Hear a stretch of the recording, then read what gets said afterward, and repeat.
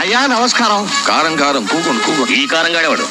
ఆయన ఎవరు అనుకుంటున్నారు? పెళ్లి కూతురు తండ్రి గారు. మీరు అనుకుంటున్న తమరు గారు గంగరాజు గారు. గంగరాజు గారా? మరి ఆ నిక్కరు అది ఎక్కరేసుకోకూడదేటండి. ఇప్పుడు సపోజ్ ఏసీ ఎందుకు వేసుకుంటాం? కూలింగ్ కోసం. దాని కూలింగ్ దాంది, దీని కూలింగ్ తింది. కూకోండి కూకోండి. అయ్యా గంగరాజు గారి పద్ధతులే వేరు. ఆయన బహు కష్టజీవి. పలక పట్టుకునే వయసులో ఆయన గోచి పెట్టుకుని శివశివ నా నోటితోనే అనకూడదు గారండి, ఆ బోధుల్లోనూ బొక్కల్లోనూ నత్తల్ని పీతల్ని పట్టుకునేవారు. ఉన్నట్టుండి ఏం పుట్టిందో ఏమిటో మహానుభావుడికి.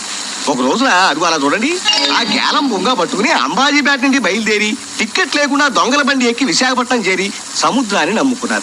అదుగో అక్కడి నుంచి తిరిగిందండి మహర్దశ. అంతే. ప్రస్తుతం